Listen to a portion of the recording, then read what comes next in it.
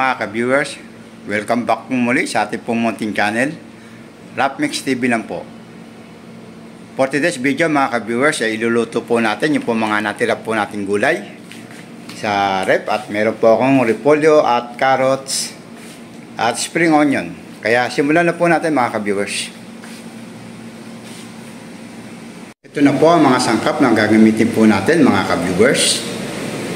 6 na gloves na bawang, isang medium na sibuyas, pamintang durog, 3 tablespoon ng soy sauce. Gumamit din po ako ng 3 tablespoon po ng oyster sauce, 4 pieces po ng iklog. At ito po yung mga gulay na ating pong gagamitin. Gumamit po ako ng isang carrots. At ginamit ko na rin po yung natira ko pong spring onion at ng repolyo. At bukod po sa mga sangkap na to mga ka-viewers, ay gagamitin po tayo ng mantika, asin, at ng tubig po kung kinakailangan pong lagyan ng tubig. Kaya magsimula na po tayo mga ka-viewers. At kung bago pa lang po sa aking pong YouTube channel, baka po mahihiya na mag-subscribe. Time for cooking. Tagpo tayo ng mantika mga ka-viewers.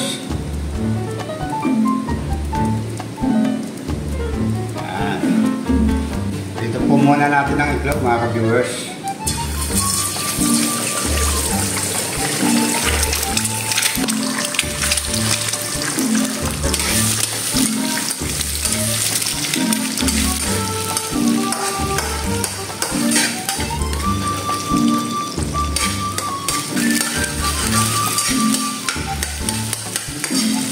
Natin mga ka-viewers ng itlog.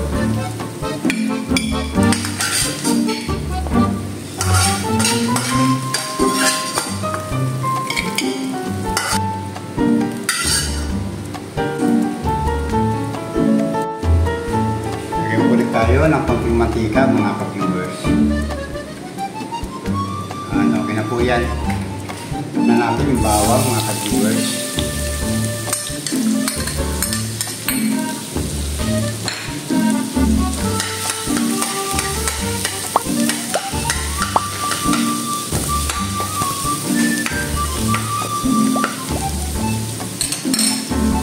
Natin ang sibuyas.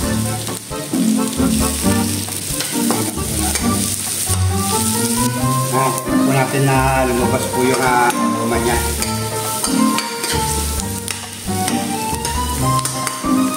Pwede na mga ka-viewers, lumaban natin yung ating repolyo.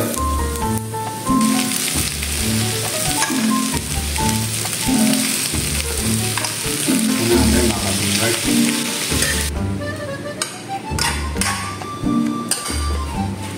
Natin mga ka-viewers, at hintayin po natin maluto ng konti yung pong repolyo. Okay na ito mga ka-viewers. Lagyan na po natin yung carrots.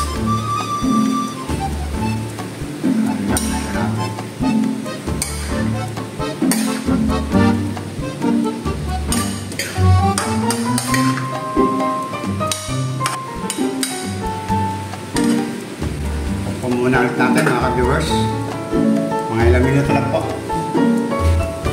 Sunod natin mga ka-viewers, lagyan na po natin yung toyo, yung pong oyster sauce,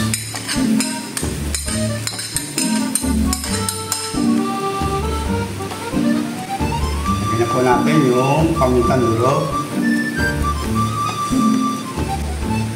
Lagyan po natin. Lagyan na po natin yung ating pong spring onion mga ka-viewers. Lagyan po natin.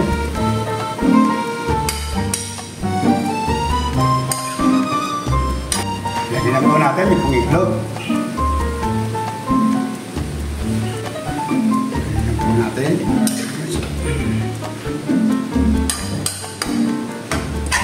Gamit po tayo para magandang halo.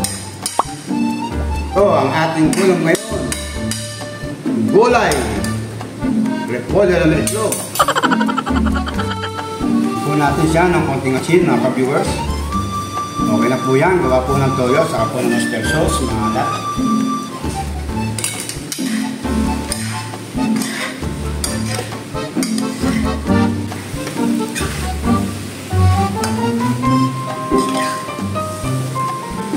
Patayin na po natin, mga ka-viewers. Ito na po ang ating pong ulam.